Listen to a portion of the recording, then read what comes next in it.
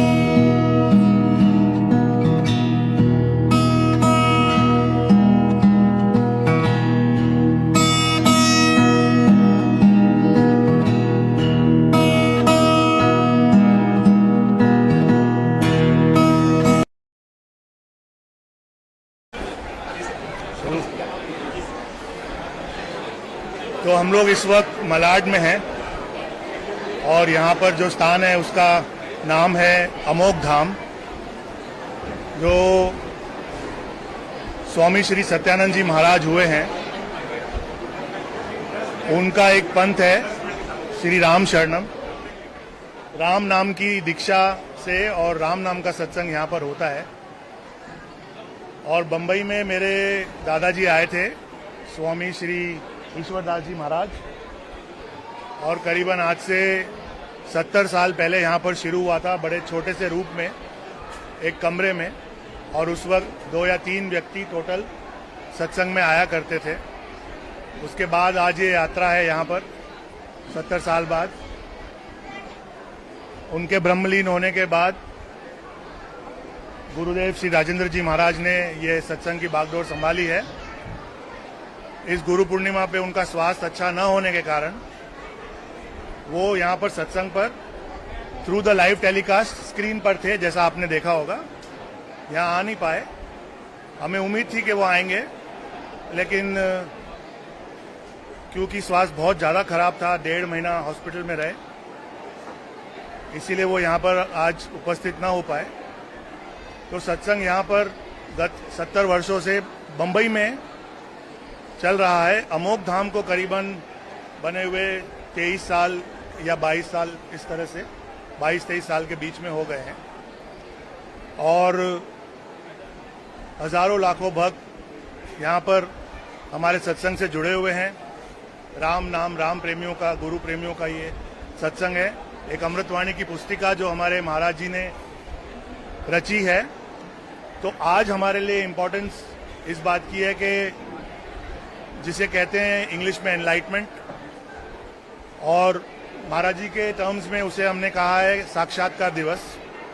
उनकी अपनी वाणी है सन 1925 में, सन 1925 की व्यास पूर्णिमा पर, जो कि उस दिन की तारीख थी 7 जुलाई 1925।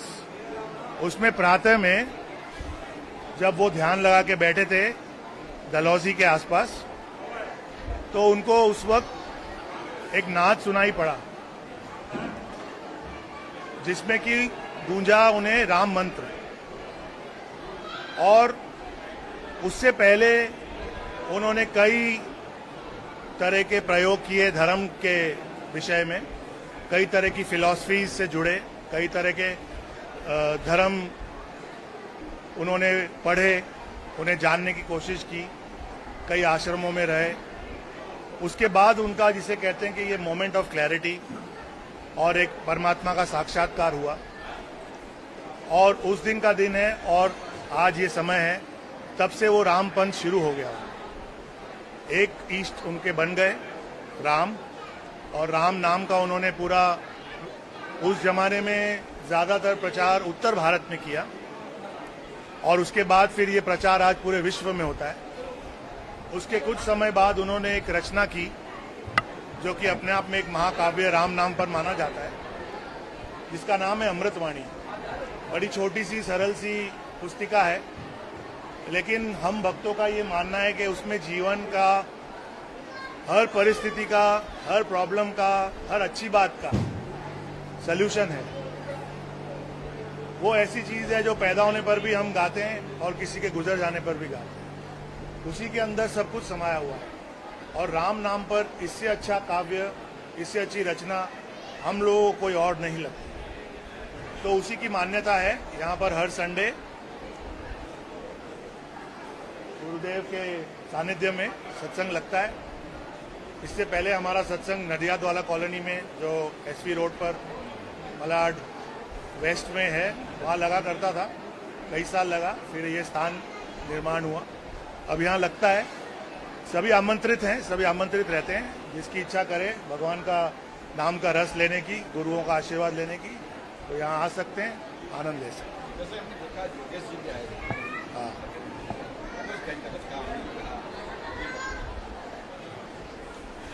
उन्होंने गुरु की महिमा के बारे में बयान किया और ये बताया कि जो धर्म प्रेमी लोग हैं, जो गुरु के भक्त लोग हैं, उनके लिए ये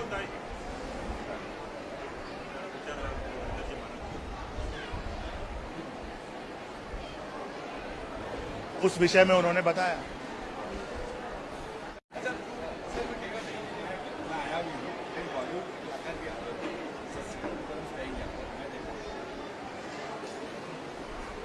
सर ऐसा ये स्थान ऐसा है ना कि यहाँ पर सभी वेलकम है, छोटे से छोटा आदमी, बड़े से बड़ा सुपरस्टार, सेलिब्रिटी और नॉन एंटिटी भी, गरीब से गरीब आदमी भी यहाँ वेलकम है। भगवान का दरबार है, इसमें ऐसा ही होना चाहिए मेरे हिसाब से कि देवाचे द्वारी कोणा ना बंदी, कोणा ना ला क्या बंदी। हाँ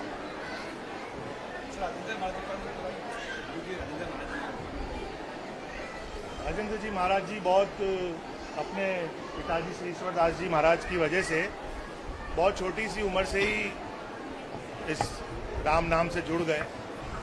जो हमारे बड़े स्वामी जी हैं, स्वामी सत्यानंद जी महाराज, उनके सत्संग में भी वो as an infant, as a small child गए हुए हैं, तो उन्हें भी डायरेक्ट आशीर्वाद स्वामी जी से मिला हुआ है। 1951 में उनका जन्म हुआ है और 1960 तक या 61 तक स्वामी जी सत्संग करते रहे। तो उस दौरान उन्होंने स्वामी जी के अंडर भी सत्संग अटेंड किया एज अ चाइल्ड। उसके बाद जब ईश्वरदास जी ने सत्संग संभाला यहाँ बम्बई में, तो उन्होंने उनका पूरा साथ दिया। उच्च कोटि के शिक्षित व्यक्ति हैं, इंजीनियरिंग की हाईएस्ट डिग्री उन्होंने बम्बई के बहुत नामचीन कॉलेज VJTI से करी थी। अपने ज़माने के बहुत बड़े इंडस्ट्रियलिस्ट भी रहे। उसके बाद उनके पिताजी के ब्रह्मलीन होने के बाद उन्होंने फिर ये सत्संग संभाला। उस ज़माने में भी ये सत्संग बहुत मीडियम लेवल पे होता था। फिर उन्होंने अपने विजन से, अपनी मेहनत से, अपनी भक्ति से,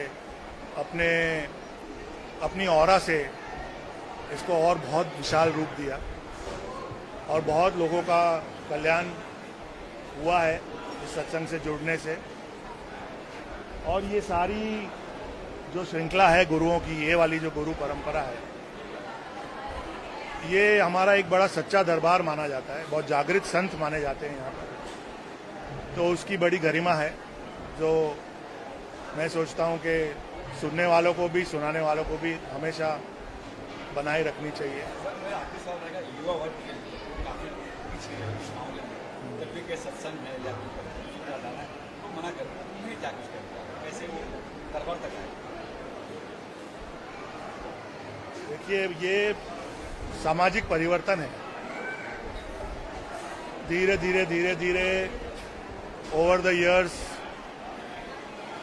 ये बदलाव आया है देश में। ये केवल सत्संग को लेके नहीं आया है, और भी बहुत सारी चीज़ों में, सांस्कृतिक चीज़ों में आया है। तो देखिए, ज़माने के हिसाब से थोड़ा अगर हम सोचेंगे तो हर परिवार अपने बच्चे को आगे बढ़ाना चाहता है, आगे तो बढ़ाना चाहता ही है। और बहुत ज़्यादा एजुकेशन, अब थोड़ा वेस्टर्न पैटर्न पे हम चल रहे हैं और इंडिया की इकोनॉमी की ग्रोथ भी बहुत अच्छी हो रही है। कई देशों में हम अब अग्रसर हो गए हैं। मेरे ख्याल से अब तीसरी या चौथी पोजीशन तक इकोनॉमी तो आ गई है। तो वो भी कमाल युवाओं ही किया है, और कोई ज़माने में जो आज वृद्ध हो गए हैं उन्होंने किया, जब वो युवा थे वो करते आए।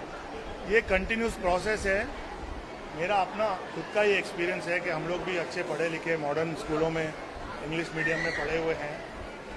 एक पॉइंट ऑफ टाइम में लाइफ पे जब हम आते हैं तो हम लोगों को ये सब बातों से थोड़ा रिपल्शन होता है, क्योंकि हमें दूसरी चीज़ें ज़्यादा दिखती हैं और वो एक नेचुरल कोर्स ऑफ एक्शन है।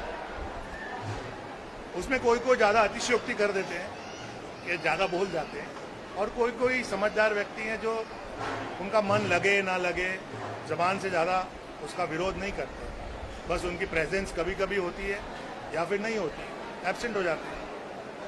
अब उसके अंदर ऐसा है कि आप चाहो तो मैं काफ़ी लंबा बोल सकता हूँ, क्योंकि ये विषय मैंने खुद एक्सपीरियंस किया, मैं भी उस पीरियड से निकला हूँ। तो एक पीरियड ऑफ बोर्डम होता है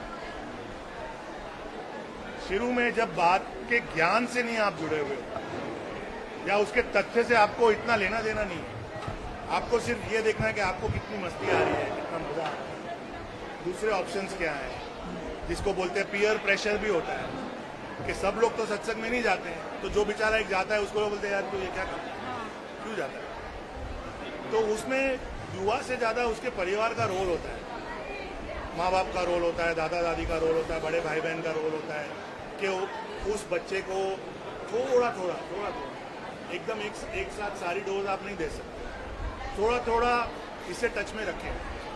कभी महीने में एक बार ले आए, कभी कोई उसके सामने कोई धर्म की बात कर ली, कोई अच्छी बात सुन के आए सत्संग में तो उसको भी सुना दी, शेयर कर दी। ऐसे धीरे धीरे स्लोली आप उसको टच में रखिए, इंट्रोड्यूस रखिए सत्संगों से। फिर धीरे धीरे अपने आप थोड़ी रुचि जनरेट होती है। जब आदमी थोड़ा और बड़ा होता है, जवानी के मजे लेता है जिसे कहते हैं हम विषय विचार, वो भी जरूरी है, क्योंकि उसमें से गुजरेगा तो अंधेरे में से गुजरेगा तो उजाले का मतलब समझ में आएगा उसको। अगर उसने जीवन से शुरू से लेकर अंत तक उसे केवल उजाला देखा है तो उसकी उतनी इम्पोर्टेंस शायद उसके लिए ना हो जितनी कि अगर एक डार्क पैच उसने लाइफ में देखा है।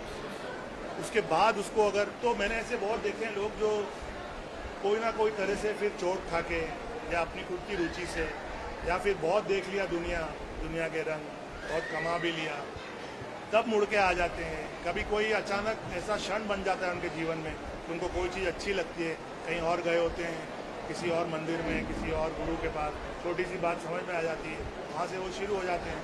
ऐसे बहुत युवा यहाँ पर हैं जो अब युवा नहीं है, 50 के हैं, 45 के हैं, जो बीच में गायब हो गए। अब जैसे सबसे बड़ा एग्जाम्पल है कि हमारे यहाँ पर चौथी पीढ़ी आ रही है, क्योंकि 70 साल हो गए और हम लोग भी परिवारों से उतने सालों से जुड़े हुए हैं, क्योंकि 50 साल पहले इनके परदादा आते थे, किसी के परदादी आती थी, किसी का नाना आता था, किसी की नानी आती थी। तो उसमें से चलो समझो उनका परिवार 20 जन का है, तो 20 नहीं तो 5 तो आते हैं। वो 5 तो वो वाले ना जो जुड़ गए, जिनको रुचि आ गई। पर वो हुआ किस वजह से? क्योंकि जब वो छोटे थे उनको किसी बाबा ने, नाना ने, किसी बाप ने, किसी माता जी ने अपने साथ ले आए, यहाँ बिठा दिया, गुरुजी से आशीर्वाद दिला दिया, बातचीत होती रही, लगन लगती रही, फिर उन्होंने शिविर अटेंड किए। तो टोटली रूल्ड आउट मैटर नहीं है कि युवा ने टोटली डिस्कार्ड कर दिया है, बल्कि अभी तो धर्म के प्रति लोगों की रुचि है। एक और प्रॉब्लम है कि बेचारा युवा कहीं जाता है तो उसे शायद वो उसके अंदर उतनी सच्चाई नज़र नहीं आती, पाखंड नज़र आता है, ढोंग नज़र आता है। बहुत से गलत एग्जाम्पल्स हैं हमारे बीच जिन्होंने इस पर बट्टा लगा दिया है, नाम भी खराब कर दिया है, और एक जनरल स्टेटमेंट देने के लिए बहुत अच्छा हो जाता है कि साधु संत तो सारे ऐसे ही ढोंगी हैं, चोर ही हैं। मैंने ये सवाल आ गया। हाँ, तो वो भी है, ऐसा तो नहीं है कि नहीं है। तो वो देखता है, वो देख के वो अपना पॉइंट ऑफ व्यू रखता है, वो अपना पॉइंट ऑफ व्यू रखता है, उसका एक परसेप्शन बन जाता है, फिर उसको उस बात से रिपल्शन हो जाता है, चिढ़ हो जाती है। पर फिर अगर कोई दिन अगर ईश्वर की कृपा है उस पर तो वो आ जाता है और आ ही जाएगा। मैंने ऐसा देखा है, हम लोग हिंदुस्तान में बड़े भावुक लोग हैं और हमारी संस्कृति बहुत गहरी है। तो ये छोटे मोटे 10-20 साल के रंग से ये परमानेंट राम का रंग निकलने वाला नहीं, ये कृष्ण का रंग, ये शिव का रंग, देवी का रंग, ये ऐसे निकलने वाला नहीं। थोड़े कुछ समय के लिए युवा प्रभावित हो सकता है, आना तो यहीं पड़ता है। Thank you.